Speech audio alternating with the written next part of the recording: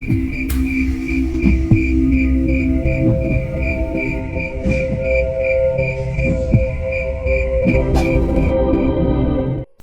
lantunan tembang Jawa membuyarkan lamunanku saat aku sedang bersantai di depan teras, sembari menikmati teh yang telah tersaji di atas meja kecil di malam hari. Wangi semerbak yang sangat khas juga tercium sedap bersamaan dengan lantunan kidung itu terdengar. Kuletakkan secangkir gelas yang aku genggam tadi saat melamun. Kemudian aku beranjak menuju ke sebuah sisi di sudut pagar rumah untuk mencari sumber lantunan yang kudengar tadi. Kupekakan pendengaranku untuk benar-benar mencari tahu dari mana suara tersebut berasal. Hingga pada akhirnya, aku menatap ke arah balkon rumahku dengan posisi membelakangiku dan dengan kepala menunduk terlihat dia duduk di pinggir pagar balkon itu. Selendang dan rambut panjang yang tergerai ke bawah seolah melambai dengan lembutnya. Pakaian kebaya dan juga kain jarit yang dikenakannya bergerak mengikuti hembusan angin yang berhembus cukup kuat saat menerpanya. Suara lantunan kidung itu terdengar semakin lirih dan sedikit ada suara isak tangis di sela-sela syair yang dinyanyikan itu. Apa yang sedang terjadi padanya? Tidak biasanya dia seperti itu, dan jarang sekali dia terlihat murung, apalagi terdengar menangis. Dalam benakku bertanya pada diriku sendiri atas perilaku yang tidak biasa dia tunjukkan. Merasa ada yang tidak beres dengan perilaku yang dia tunjukkan. Aku putuskan untuk menemuinya di atas balkon di mana dia berada. Tak lupa aku bawa secangkir teh yang berada di atas meja teras tadi. Perlahan aku menaiki anak tangga untuk sampai di lantai 2. Kidung yang dia lantunkan masih terdengar. Semakin ku dengar, semakin terasa sesak di hati ini. Aku merasa dia sedang dalam keadaan yang kurang baik. Aku raih gagang pintu untuk membuka pintu yang terhubung dengan balkon rumahku. Setelah ku buka, hatiku cukup teriris dengan apa yang aku lihat. Dia yang biasanya ceria, selengean, bertingkah seperti anak kecil dan cenderung manja saat aku datang. Tapi kali ini, tidak saat aku membuka pintu balkon itu. Dia dalam keadaan duduk dan tertunduk sambil melantunkan lagu itu. Beberapa tetes air matanya mulai terjatuh. Wajah memerahnya menandakan dia sudah tidak kuat menahan air mata yang mencoba menerobos keluar dari sela-sela matanya. Lantunan lagu itu semakin tersengal ku dengarkan karena tangis yang mulai pecah. Terutama saat dia tahu aku membuka pintu balkon dan melihatnya dalam keadaan seperti itu. "Hei Tak, kamu kenapa? Tidak biasanya kamu seperti ini," tanya aku dengan lembut sembari meletakkan gelas tehku di sisi pagar tak jauh dari posisi duduk Sinta. Suara nyanyian yang dia lantunkan seketika dihentikan. Dengan wajah gugup, dia membalikan badannya dan mencoba menghapus air mata yang terus merangsak keluar dari sela-sela matanya. Sementara itu, aku tetap mendekat ke arahnya dan memegang pundaknya, mencoba untuk memaksanya berbalik ke arahku. Dengan wajah tertunduk dan terus mengusap air mata yang masih terus merangsak keluar, Sinta terpaksa membalikan badannya ke arahku dan sekali lagi aku menanyakan padanya, "Ada apa Tak? Kamu kenapa? Ceritakan semuanya padaku kalau kamu mau," ucapku dengan lembut padanya. Bukan jawaban yang aku dapat. Sinta hanya diam tertunduk sesenggukan menahan tangisnya. Bingung harus berkata apa. Mungkin dia sedang ada masalah yang memang tidak harus ku ketahui. Dan untuk menenangkannya, aku spontan memeluknya berharap dia bisa sedikit lebih tenang. Respon yang tidak terduga malah ditunjukkan oleh Sinta. Tangisnya pecah di atas pundakku. Suara tangisnya begitu memekakan telinga. Tangannya membalas memeluk tubuhku dengan sangat erat. Wajahnya dibenamkan pada pundakku. Suara tangis yang terasa mendalam membuatku malah semakin kebingungan untuk menenangkannya. Tak berselang lama, setelah Sinta membalas pelukanku dengan erat, dia kemudian melepaskan tubuhku dan sedikit mendorongku agak menjauh. Tatapan matanya begitu menusuk ke dalam mataku saat itu. Wajah ayunya terlihat memerah dan lembab akibat air mata, seolah bertambah kesedihannya setelah menatapku. Terlihat dari ekspresi wajahnya, Sinta kemudian membalikkan tubuhnya dan seketika pergi melayang entah kemana sembari mengusap matanya. Sempat terpikir untuk mencoba menghentikannya dan menanyakan apa yang terjadi padanya. Tidak seperti biasanya dia seperti itu. Entah apa yang sedang terjadi padanya. Namun hal itu pasti sangat mengganggunya untuk sekarang ini. Beberapa hari setelah malam itu, sikap Sinta masih tetap berubah. Sikap cerianya tidak lagi begitu terlihat. Keceriaannya seolah hilang berpuluh-puluh persen dan bahkan cenderung sering menyendiri dan melamun di balkon yang memang cenderung sepi. Pada suatu ketika saat rumahku sedang menggelar acara tasyakuran untuk memperingati kepergian bapak dan ibu yang kebetulan jatuh pada hari yang sama sebelum acara itu berlangsung, aku meminta Sinta untuk membantuku mengawasi keadaan sekitar. Soalnya akhir-akhir ini semenjak Sinta tidak seceria biasanya, aku merasa ada hal yang kurang mengenakan di sekitar rumahku. Dan untuk mengantisipasinya, aku meminta Sinta untuk bersiaga. Respon yang diberikan Sinta juga tidak banyak. Dia hanya mengangguk tanda menyetujui apa yang aku perintahkan. Singkat cerita, acara tasyakuran pun selesai dan tidak ada gangguan apapun. Namun di saat aku dan Via sedang beberes tempat dan merapikannya, Via yang sedang membersihkan karpet tiba-tiba melepaskan sapu lidi yang ia gunakan untuk menyapu karpet itu, sedangkan tangannya kemudian mencoba meraih sesuatu untuk menahan badannya yang mulai sempoyongan dan akan terjatuh. Di saat itu juga aku merasa ada kehadiran satu sosok yang aku sendiri belum pernah merasakan kehadiran sosok ini. Dok, kamu kenapa? Kok sempoyongan seperti ini? Sudah, kalau capek istirahat aja. Biar Mas yang rapiin semuanya, ucapku sembari menahan tubuh Via yang mulai ambruk. Enggak apa-apa Mas, enggak tahu ini. Tiba-tiba tubuhku rasanya lemes. Sama kepalaku berat banget seperti ada yang neken. Pusing banget Mas, ucap Via sambil berpegangan padaku. Sementara matanya masih mengarah ke tembok, mencoba memfokuskan apa yang dia rasakan.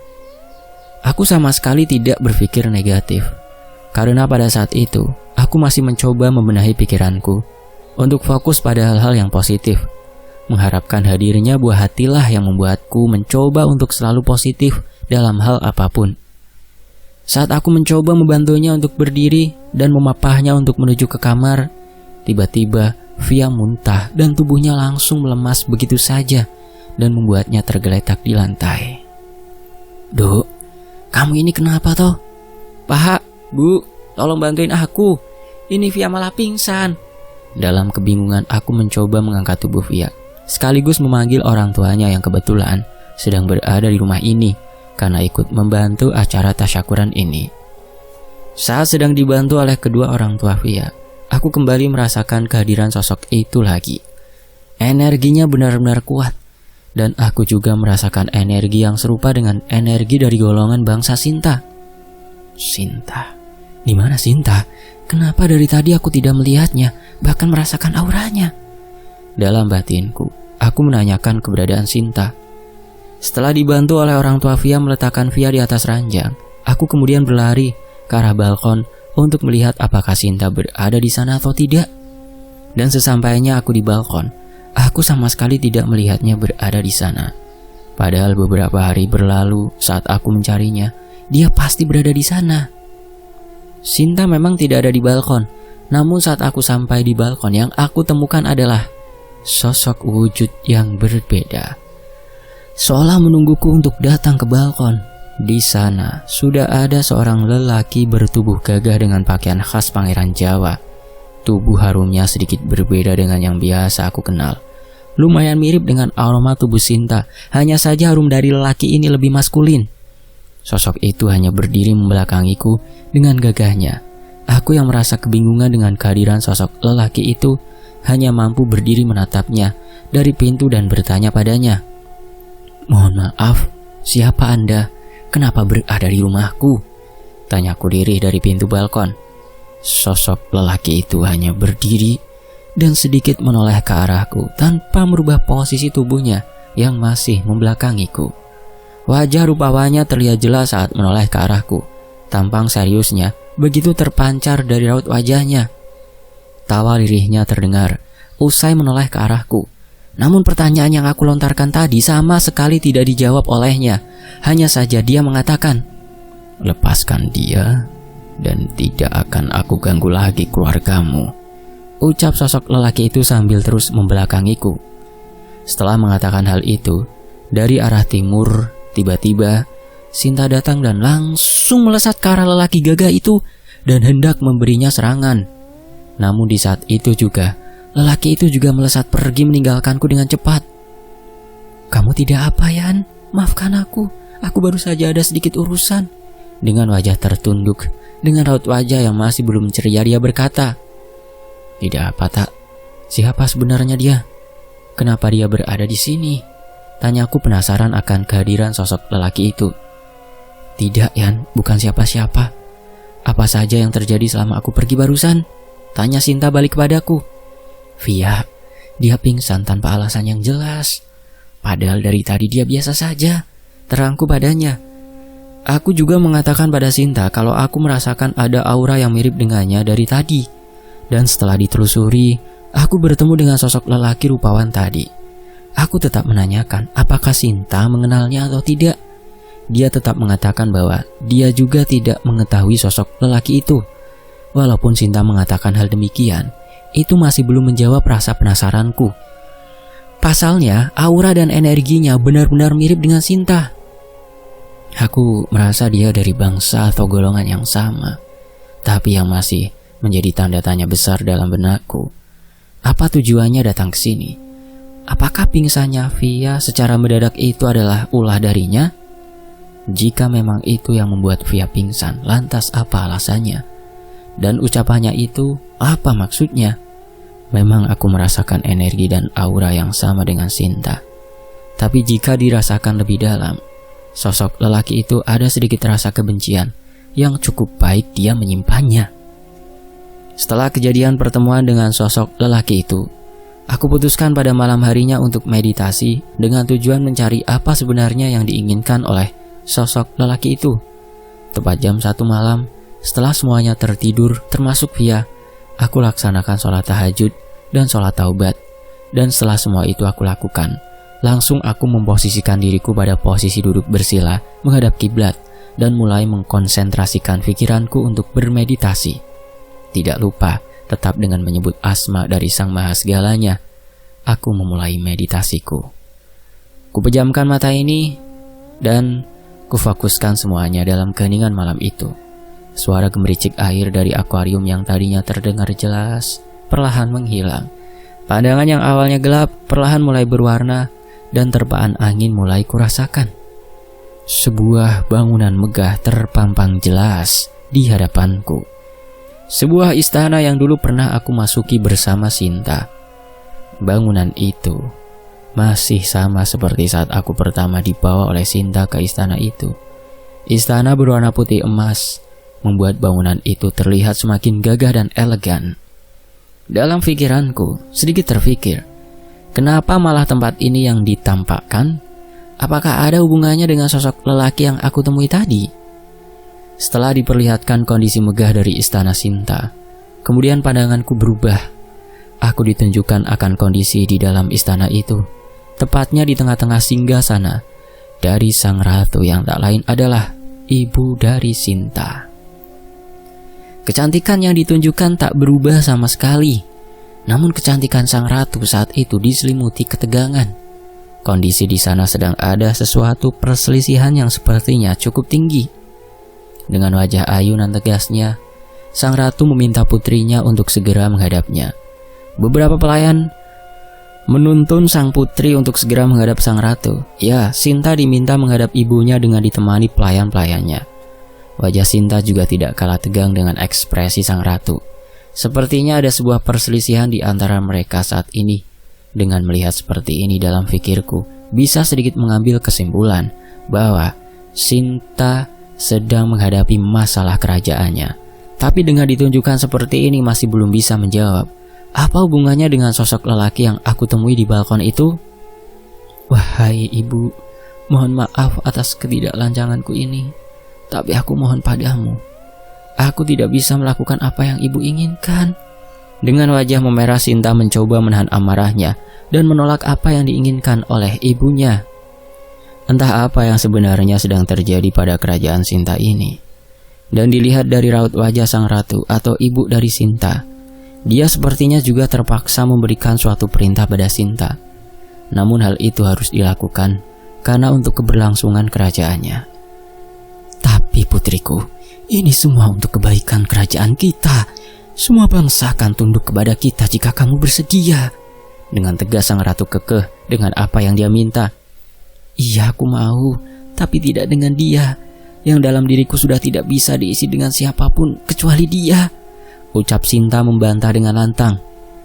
Mau sampai kapan kamu akan seperti ini, Sinta?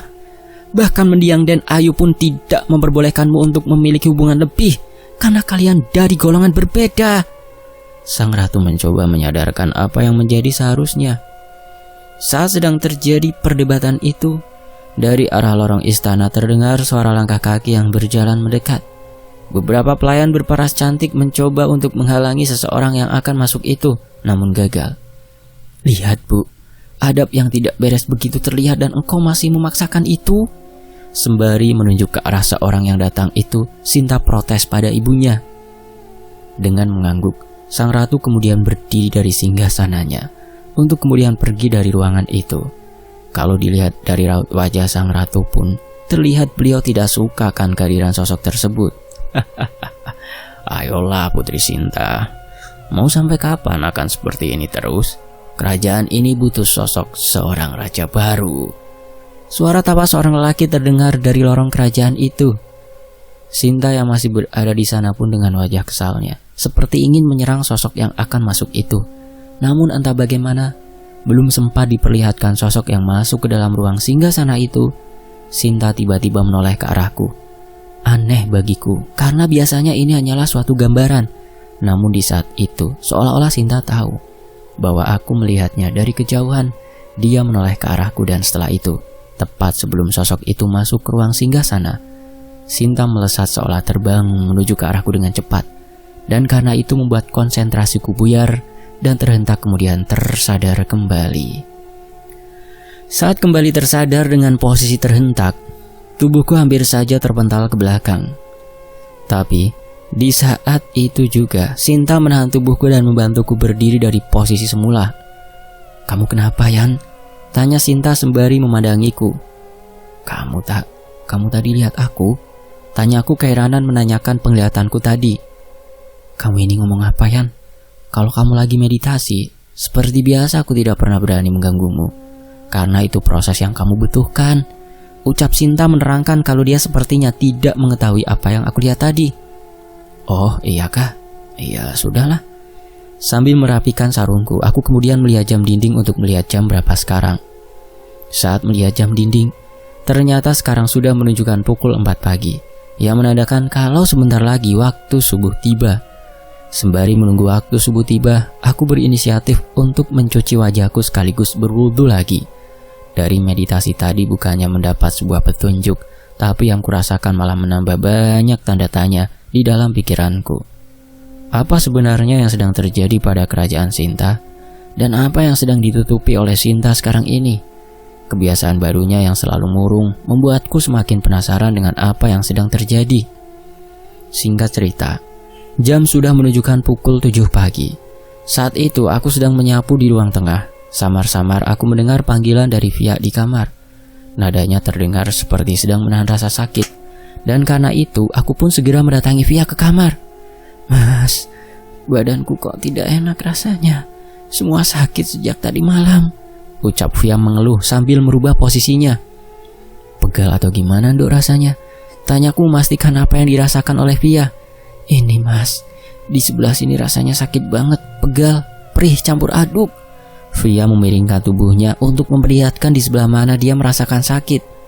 Namun yang mengejutkan adalah setelah Via menunjukkan tempat di mana rasa sakit itu dirasakannya, aku diperlihatkan ada bekas memar selebar telapak tangan yang membekas di bagian pinggangnya.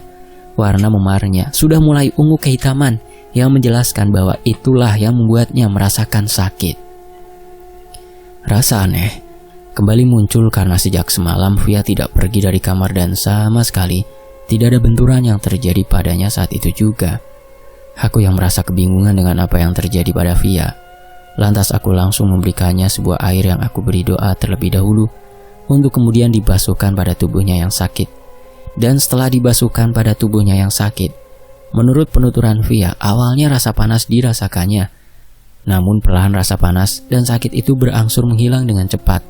Ya, aku pun melihatnya karena bekas memar yang tadinya terlihat pun secara cepat kemudian menghilang.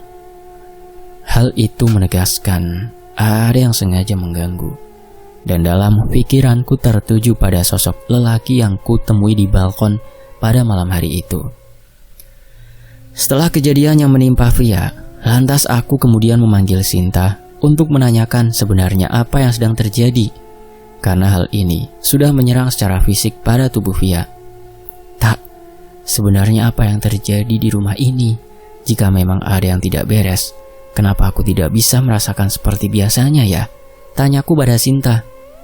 Maafkan aku Yan, tapi aku usahakan untuk kejadian seperti ini tidak akan terulang lagi. Jawab Sinta dengan ekspresi penuh penyesalan. Jadi tak, apakah masalah ini ada hubungannya dengan sosok lelaki yang aku temui di balkon pada malam tadi? Tanyaku lagi pada Sinta untuk memastikan apa yang menjadi firasatku. Sudah, kamu tidak perlu pikirkan itu. Biar jadi urusanku Yan. Jawab Sinta tergesa dan setelahnya langsung pergi dari hadapanku. Belum selesai dengan pertanyaanku, Sinta langsung melesat pergi meninggalkan aku dengan penuh pertanyaan di dalam pikiranku. Ingin aku menariknya sebelum benar-benar hilang dari pandanganku. Namun saat aku hendak melakukannya, tiba-tiba Via memberi reaksi dengan muntah secara tiba-tiba. Cairan berwarna hijau keluar dari mulutnya. Tubuh yang tadi sempat membaik kini kembali lemas. Via terkulai di pinggir ranjang tidurnya dengan cairan muntahan di bawah kasurnya. Ibu Via yang mendengar suara muntahan, beliau langsung berlari menuju kamarku dan Via, sedangkan saat itu aku masih berada di ruang tamu. Kepanikan orang tua Via begitu terlihat dengan terus memanggilku karena saat aku masuk ke dalam kamar, wajah Via sudah mulai pucat pasi dengan kondisi sangat lemas. Riwayat Via yang memiliki penyakit asma namun sudah lama tidak kambuh. Saat itu entah bagaimana bisa penyakit asma itu kambuh lagi. Kondisi Via semakin memburuk dengan nafas yang terus mulai tersengal. Karena penyakit asma yang membuatnya susah untuk bernafas. Aku meminta pada ibu Via untuk segera memberikan air hangat dan ayahnya aku minta untuk menjaga Via selama aku mencari bantuan pada tetangga untuk membawa Via ke rumah sakit. Aku langsung pergi ke rumah Pak Muh, seorang tetangga yang sudah seperti keluarga sendiri, yang memang dari dulu selalu dimintai pertolongan oleh bapak untuk mengantar kemanapun saat dibutuhkan. Karena saat itu masih pagi sekali, saat aku mengetuk pintu rumah Pak Muh, sama sekali belum ada respon dari dalam rumahnya.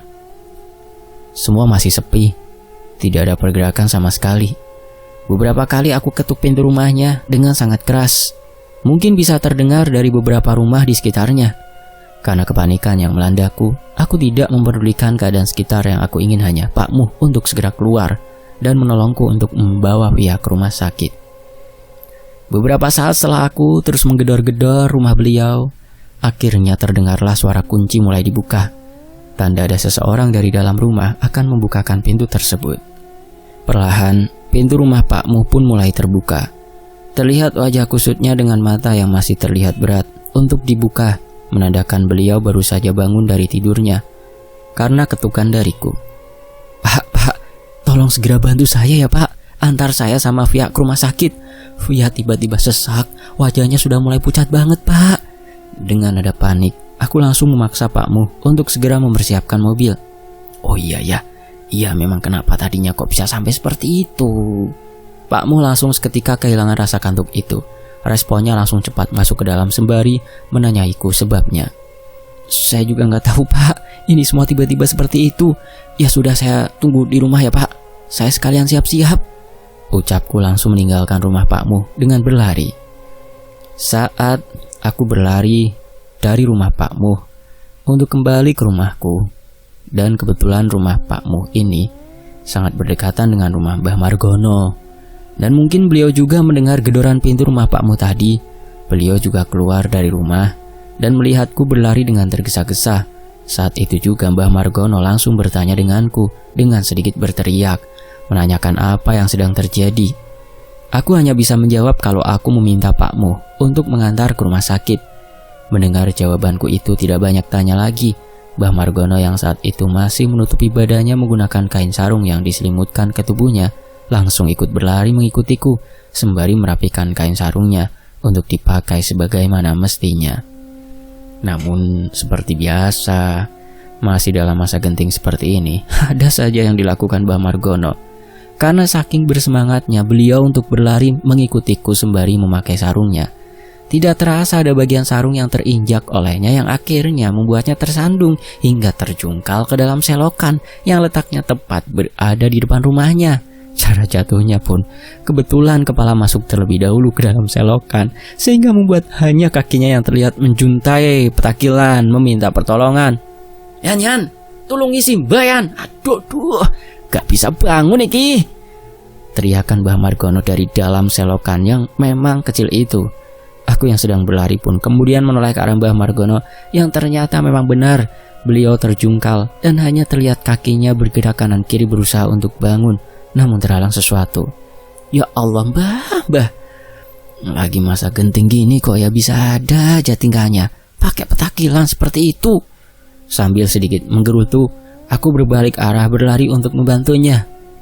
Dan memang saat aku sampai di tempat Mbah Margono jatuh, memang cukup sulit untuk bangkit sendiri, karena di dalam selokan itu cukup sempit jika bangun tanpa ditarik dari atas.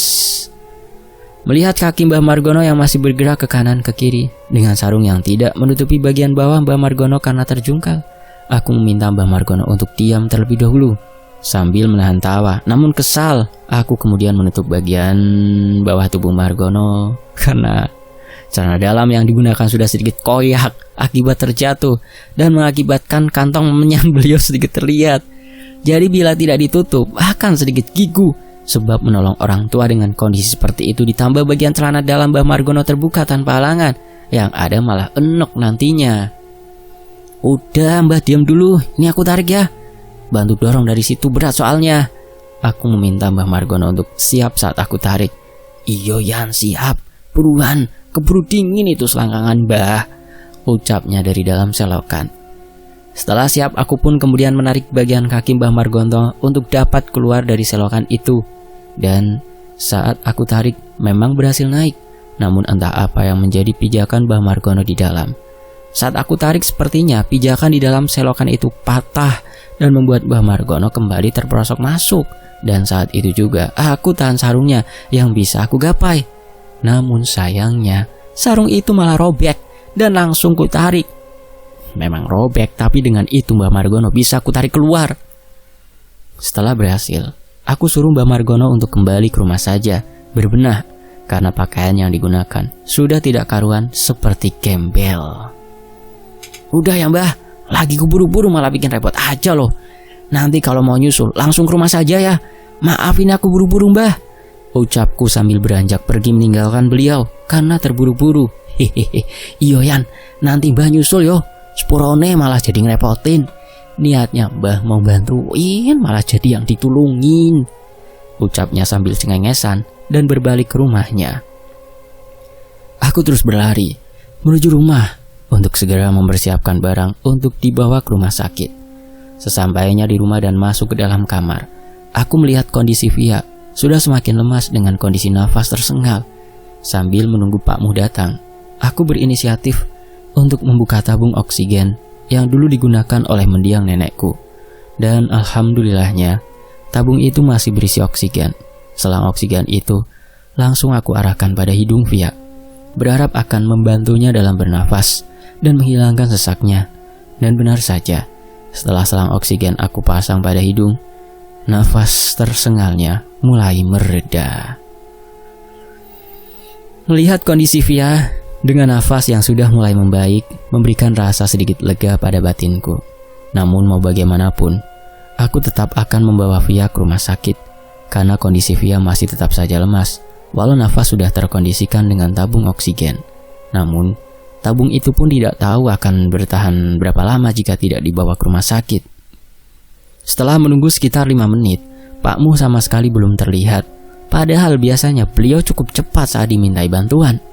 Rasa yang masih belum lega sepenuhnya kembali menjadi panik karena setelah lebih dari 1/4 jam Pak Muh belum juga sampai di rumahku. Padahal jaraknya hanya terpaut beberapa rumah saja. Untuk menenangkan pikiranku, aku putuskan untuk duduk di teras sembari menunggu Pak Muh datang. Aku genggam ponselku dan ku cari nomor dari Pak Muh. Niatku adalah untuk menghubunginya melalui telepon supaya beliau cepat datang dan membawa kami ke rumah sakit. Namun saat aku mencoba menelponnya dan kudekatkan HP-ku ke telinga, sama sekali tidak ada nada sambung yang terdengar di handphoneku. Aku lihat lagi pada layar handphoneku yang menunjukkan tulisan menghubungkan, tanda teleponku sedang mencari sinyal untuk masuk ke dalam panggilan. Dan tak lama setelah itu, tulisan menghubungkan berubah menjadi berdering, yang menandakan teleponku seharusnya sudah masuk ke handphone Pak Muh. Suara telepon diangkat terdengar menandakan Pak Muh mengangkat panggilan telepon dariku. Halo Pak Muh, masih lama nggak ya? Kalau bisa dipercepat ya Pak. Takutnya ada apa-apa kalau kelamaan. Ucapku memulai pembicaraan di telepon itu. Tak ada jawaban dari seberang teleponku. Halo Pak, Pak Muh, halo. Aku mencoba untuk terus berbicara pada Pak Muh di telepon. Aku akan terus mengganggumu dan seluruh keluargamu. Bahkan orang terdekatmu yang membantumu juga tidak akan luput dari gangguanku. Suara laki terdengar dengan gagahnya dari balik telepon itu. Aku yang kebingungan kembali melihat ke layar ponselku untuk memastikan bahwa benar yang aku telepon adalah Pak Muh. Dan benar, terpampang nama Pak Muh supir dengan waktu yang berjalan di bawahnya yang merupakan nama Pak Muh di ponselku dan menandakan telepon sedang berjalan. Siapa ini? Apa maksudmu berkata demikian? Tanyaku pada seseorang di balik telepon itu. Setelah aku menanyakan hal demikian, tiba-tiba telepon terputus. Dan tepat setelah itu juga, aku mencium harum wangi khas seperti sosok lelaki yang aku temui malam hari itu. Aku melihat ke sekitarku dan tiba-tiba aku dikejutkan akan kehadiran sosok yang tiba-tiba duduk tepat di sampingku dan hanya terpisah meja kecil. Sosok lelaki rupawan bertubuh ideal duduk dengan gagahnya di sampingku, sembari menatap lurus ke depan tanpa melihatku. Wajahnya begitu tampan, andaikan para wanita melihat sosok ini, pasti akan terpikat akan ketampanannya. Siapa kamu ini? Kenapa tiba-tiba datang kemari? Tanyaku terkejut melihatnya tiba-tiba berada duduk di samping kursiku. Dunia ini memang begitu tidak adil. Walaupun semua sudah ditakar oleh Sang Hyang Widi, penentu segalanya. Ucapnya dengan senyum tipis terpancar pada bibirnya. Apa maksudmu berkata demikian? Kenapa tiba-tiba kamu berada di sini? Tanyaku pada lelaki itu penuh dengan rasa penasaran. Manusia, kalian pikir kalianlah yang berhak atas segala hal yang diciptakan oleh Sang Hyang Widi? Bagaimana bisa Sang Hyang Widi memilih kalian sebagai makhluk utama? Padahal dalam diri kalian terdapat banyak sekali kemunafikan dan keserakahan. Ucap lelaki itu terus menghadap ke depan dengan senyum tipisnya. Semua ketetapannya adalah mutlak. Tidak ada yang bisa membantahnya. Dan kami manusia selalu menuruti apa yang diperintahkannya untuk kami. Jawabku merespon apa yang dikatakannya. Munafik. Singkat, padat, dan tegas dia menjawab dengan nada tinggi lalu bangkit dari posisi duduknya. Tinggalkan dia dan semua akan kembali normal. Dan apabila kau tidak melepaskannya, siap-siap saja menerima konsekuensinya. Ucap lelaki itu yang kini mulai menatapku dengan penuh emosi. Aku yang terkejut kemudian juga ikut bangkit dari tempat dudukku. Saat aku akan menanyakan sesuatu lagi padanya, tiba-tiba dia melemparkan sebuah jarum yang ditunjukkan kepadaku. Namun saat itu juga aku berhasil menghindarinya dan jarum itu terus melesat hingga menghantam kaca jendela yang tepat berada di belakangku. Terdengar suara retakan saat jarum itu mengenai kaca jendela rumahku. Dan saat aku menoleh ke arah jendela itu, benar saja, jendela di belakangku sudah retak dan beberapa serpihan kaca berserakan di bawah lantai. Sedikit terkejut dengan apa yang dilakukan lelaki itu. Namun, saat aku kembalikan hadapanku padanya, sosok lelaki itu sudah menghilang. Dibarengi dengan suara mobil dari Pak Muh yang terdengar mendekat ke arah rumah. Aku yang masih terkejut dengan menghilangnya sosok lelaki itu, kemudian mendekat ke arah pagar, berniat untuk mencari lelaki itu. Namun saat aku menoleh ke kanan dan ke kiri, serta ke seluruh lingkungan, sama sekali tidak ada jejak kepergian sosok itu. "Nyari apa, Yan? Kok serius bener kelihatannya?" tanya Mbah Margono yang ternyata ngikut di dalam mobil Pak Muh. "Enggak apa-apa, Mbah. Cuma lagi nungguin Pak Muh saja dari tadi loh. Loh kok Mbah ikut di mobil Pak Muh?" tanyaku mengalihkan pembicaraan untuk menutupi apa yang terjadi. "Iyo Yan, sekalian. Daripada lari-lari kayak tadi malah takutnya jatuh lagi kan. Makanya kebetulan Pak Muh ke arah sini ya Mbah sekalian nebeng," ucapnya sembari membuka pintu mobil untuk turun. Saat Mbah Margono turun dari mobil, pandangannya langsung tertuju pada retakan kaca yang berada di teras. Pandangan Mbah Margono begitu tajam ke arah serpihan itu. Dia mengamati retakan itu dan beberapa serpihan sempat dia ambil. Sementara, aku tidak mempedulikan hal itu. Aku meminta Pak Muh untuk segera masuk ke dalam dan membantuku untuk mengangkat tubuh Via masuk ke dalam mobil dan segera membawanya ke rumah sakit. Bapak Via yang melihat Mbah Margono sedang mengamati kaca dan serpihan kaca yang pecah di teras, kemudian mendekatinya dan menanyakan apa yang terjadi. "Loh Yan, ini kok kacanya pecah kenapa?" tanya Bapak Via yang keheranan melihat kaca teras pecah. Anu Pak, itu tadi kena kursi waktu aku ngegeser kursi," jawabku sembari memasukkan Via ke dalam mobil di bagian tengah mobil. "Walah Yan, mbok yo lain kali hati-hati loh. Sayang kan ini jadi harus diganti," ucap Bapak Via menyayangkan kaca yang pecah itu. "Biasa itu Pak, kalau Rian itu ceroboh banget anaknya," ucap Mbah Margono yang juga menutupi apa yang sebenarnya terjadi. Aku yakin Mbah Margono sebenarnya tahu dengan apa yang sedang terjadi dan penyebab pecahnya kaca itu. Setelah aku memasukkan Via ke dalam mobil dan ibu Via menemani Via di dalam mobil, aku meminta Pak Muh untuk membawa Via ke rumah sakit terdekat. Yang penting segera untuk ditangani saja, dan aku juga meminta untuk mereka berangkat terlebih dahulu. Sementara aku menyiapkan berkas yang kiranya dibutuhkan di rumah sakit, karena aku yakin pasti Via akan disarankan untuk rawat inap. Tak berselang lama, mereka pun berangkat terlebih dulu ke rumah sakit. Sementara aku saat akan masuk rumah untuk mempersiapkan berkas yang akan dibawa, Mbah Margono menarik tanganku dan meminta untuk ngobrol sebentar. "Siapa yang baru saja dari sini, Yan?" tanya Mbah Margono dengan nada serius. Aku tahu pasti Mbah bakal tanya ini, tapi sejujurnya aku juga nggak tahu Mbah. Sudah sejak semalam dia datang, dan sejak itu juga kondisi Via drop, ucapku menerangkan pada Mbah Margono. "Ini sosok bukan bangsa biasa, Yan. Dia datang buat ngambil sesuatu darimu, tapi Mbah kurang tahu," terang Mbah Margono memberi penjelasan. "Iya Mbah, tapi kira-kira apa ya?" Saat dia muncul, hanya satu kata yang dia sering katakan. Dia bilang untuk segera melepaskannya. Nah, aku nggak tahu apa yang dia maksud. Dengan nada kebingungan, aku menjelaskannya.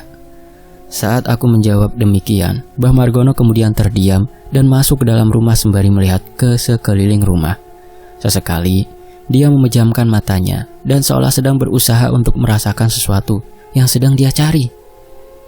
Pagi hari itu, sudah hampir menginjak pukul 7 lewat. Kondisi langit masih terlihat gelap karena mendung. Air gerimis yang turun dari langit terlihat sangat lembut, atau biasa di daerahku disebut dengan kermun, turun dengan intensitas yang cukup intens. Mbah Margono masih berada di dalam rumah dan meminta izinku untuk duduk di ruang tengah sembari bersila di atas sofa. Dan setelah aku mengizinkannya, Mbah Margono langsung memejamkan matanya seperti sedang bermeditasi. Dan sebelum itu aku meminta izin padanya dan Bapak Via untuk menyusul Via di rumah sakit. Pikirku, tidak apalah meninggalkan Mbah Margono di rumah sama Bapak, bisa jadi teman ngobrolnya juga. Bapak Via pun tidak keberatan. Dan setelah itu pun aku segera bersiap mengambil jas hujanku untuk dikenakan. Tak lupa, tas berisi berkas yang diperlukan aku bawa dengan tas di punggungku. Motor sudah siap di depan garasi, siap untuk digas mengantarku ke rumah sakit. Setelah aku berpamitan dengan Bapak Afia dan Mbah Margono, segera aku keluar menuju motorku. Dalam langkahku menuju luar rumah, terlihat siluet seorang lelaki mengenakan belangkon tengah berdiri di samping motorku. Tak ada hawa negatif kurasakan dari sosok lelaki itu. Sembari mendekat, aku terus mengamati siapakah yang berdiri di samping motorku itu. Semakin lama semakin dekat jarakku dengan sosok lelaki itu, dan ternyata dia adalah sosok yang aku kenal dan memang sudah cukup lama aku tidak melihatnya di sini. Sosok lelaki itu menoleh ke arahku dan menyambutku dengan senyuman yang sangat ramah. "Assalamualaikum Yan, gimana kabarmu? Lama tidak ketemu ya?" ucap lelaki itu menyapaku yang jaraknya mulai sangat dekat dengannya. Senyum sumringahku langsung terpancar begitu tahu siapa yang datang ini. Sejak kejadian Bajra, aku sama sekali tidak pernah melihatnya lagi. Jika tanpa ada dia, aku yakin tidak akan pernah bisa keluar dari kerajaan Bajra saat itu. "Waalaikumsalam." Aku hanya bisa menjawab salam yang dia sampaikan dan tidak bisa berkata apa-apa lagi. "Sudah, tidak usah terlalu terkesima seperti itu. Cepat susul istrimu dan aku akan membantumu menangani masalah yang tengah dihadapi sekarang," ucapnya sembari tersenyum dan memegang pundakku. Aku pun kemudian langsung tancapkan menuju rumah sakit di mana Via dibawa. Sementara sosok itu berdiri di teras mengamati aku pergi dengan motorku. Sosok itu adalah bersambung. Nantikan bagian berikutnya hanya di Fakta Sejarah. Demikianlah sebuah kisah dari Mas Rian tentang Sinta. Masih pada ingat kan kisahnya Sinta? Kalau yang baru dengar, teman-teman bisa masuk ke season pertama Sinta, yaitu dalam judul Sekamar Kos dengan Dia yang pertama ya. Nanti linknya saya sertakan di deskripsi atau ada di layar akhir ini. Demikianlah, saya pamit dulu. Maaf ya kalau ada salah kata. Nantikan bagian berikutnya hanya di Fakta Sejarah. Wassalamualaikum warahmatullahi wabarakatuh. Terima kasih semuanya. Terima kasih Mas Rian. Sampai jumpa ya teman-teman. Tetap di Fakta Sejarah. Alhamdulillah.